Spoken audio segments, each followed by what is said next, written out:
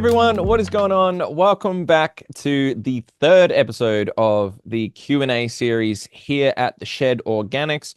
Now, as usual, I have taken 5 community-based questions where you guys write in and basically ask me some of the things that you're struggling with, and I'll give you my honest opinion. Obviously, it's based on living soil, organic practices, and yeah, we're just going to try and do our best to share some knowledge and hopefully learn from each other's problems and solutions. So, without further ado, let's jump in. First question.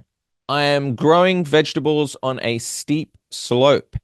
How can I prevent soil erosion while still using organic methods to build up my soil? Right. So, first things first, that makes me think of gardening basically on a big hill like this or something. So you've got all of this rainfall that's coming in constantly on top of the hill, and it's washing everything down the hill, including soil, topsoil, all of the good things that you want, and sending it way down the hill.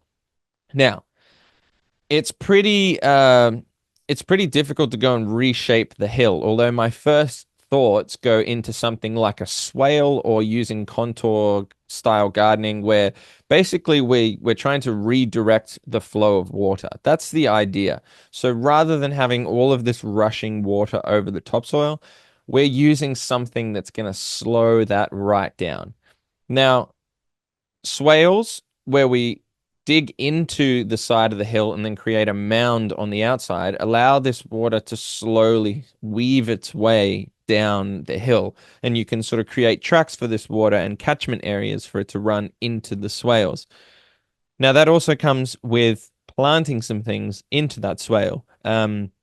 My first thought is obviously to go straight in and plant some things into that soil to stop the erosion. If you've got a nice network of roots and fungus and all of these things connecting under the soil and holding nice and firm, that soil isn't going anywhere. If you think of some of the sides of cliffs where you see these trees sticking right out and they're holding in there and nothing is eroded, that's because there's a strong root system that's bound in there with mycelium that's connected and is holding everything together. So plant some things in there, get some swales or some contour gardening techniques in there as well. The other thing you could do is potentially mulch the area or create some sort of organic matter buildup on the top so that alongside these swales and things, you're actually stopping all of that from coming and getting washed away. One other thing that you can do that is the most probably labor intensive is cutting out a bit of a terrace and using retaining walls to fully block off your, block off the wall and completely section that off so the vegetables or the plants have got a flat area to grow on.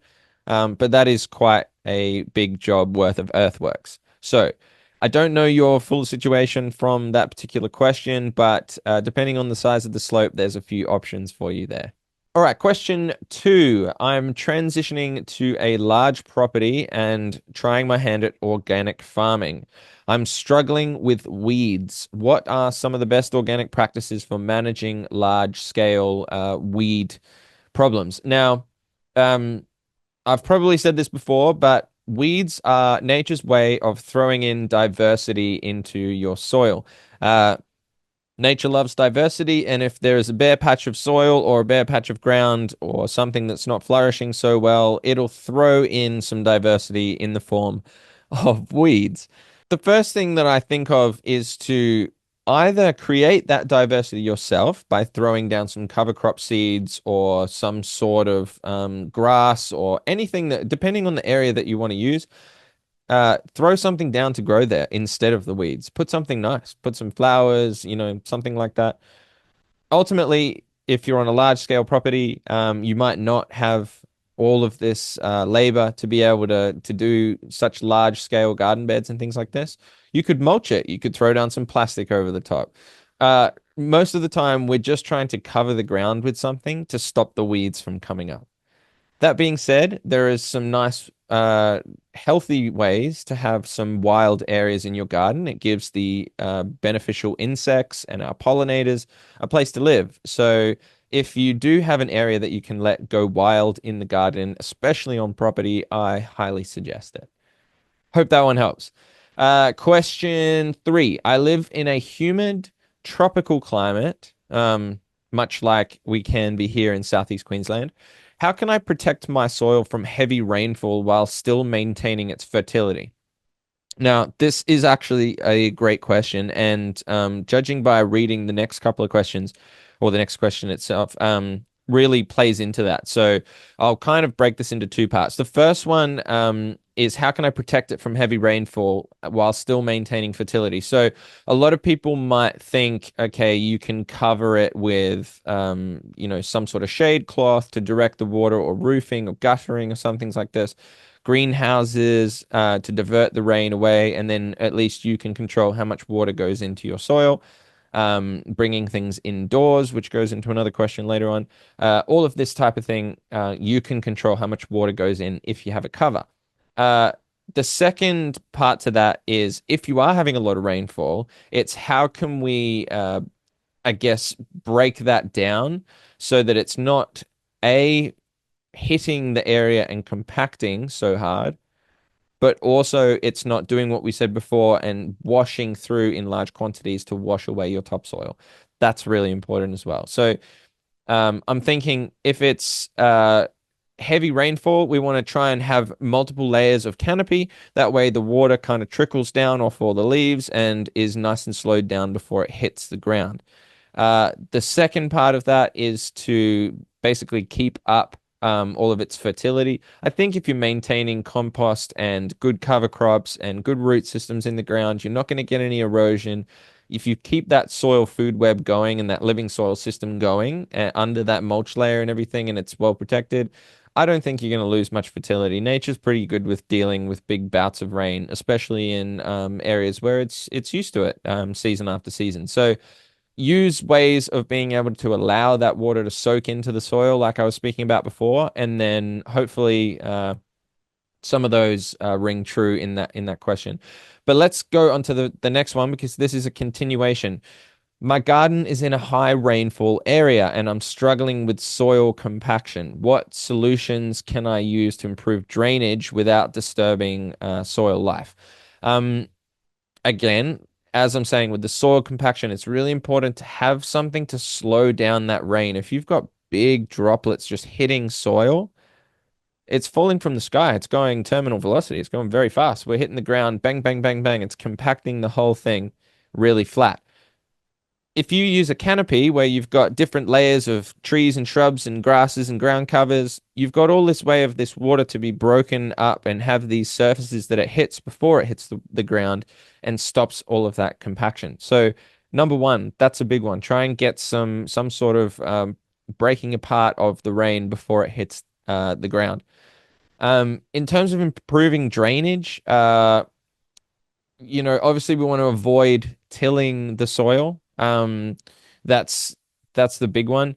We can add organic matter to the soil is probably my first thought. We're trying to bring in aeration into the soil. So that can be in the form of roots. We can put plant things in there with deep root systems that go in there and break apart the ground. There's quite a few really big root vegetables and things like this that will go in there, some cover crops that will send their roots down and break apart that soil.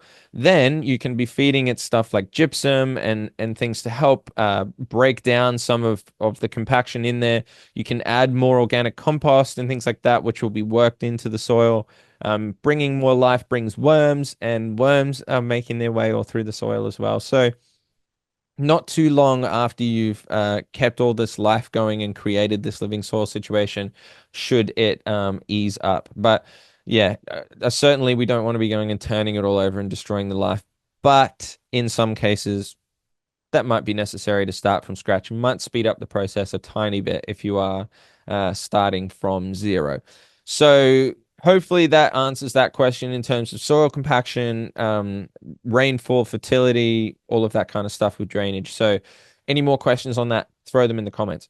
Last one, as I alluded to earlier, I've started growing vegetables indoors using grow lights. How can I maintain living soil conditions inside, and what challenges should I be aware of?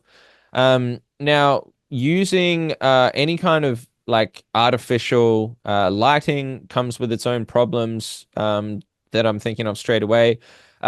You want to basically have one that's as close to mimicking the sunlight as possible, whilst also having as much control as possible when choosing a grow light.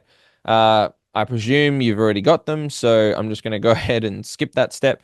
Uh, Essentially, indoors, we're trying to create a fake environment. We're trying to recreate outside or nature as best as possible in a fake environment. So if you're in an apartment or something like this and you don't have any access to the sun or growing space, indoors might be a good solution for you. You might have some shelf racking that I've seen lots of people do for indoor plants, like their tropical plants and things, plant racks with lights on them.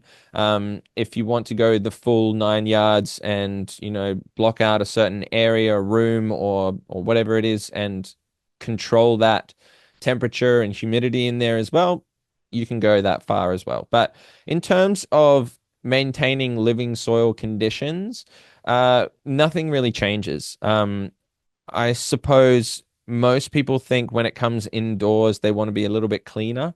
Uh, that certainly is the case. Obviously, we try and be as clean as we can in most of our gardening areas anyway, but nature isn't all that clean. So it can deal with a little bit here and there.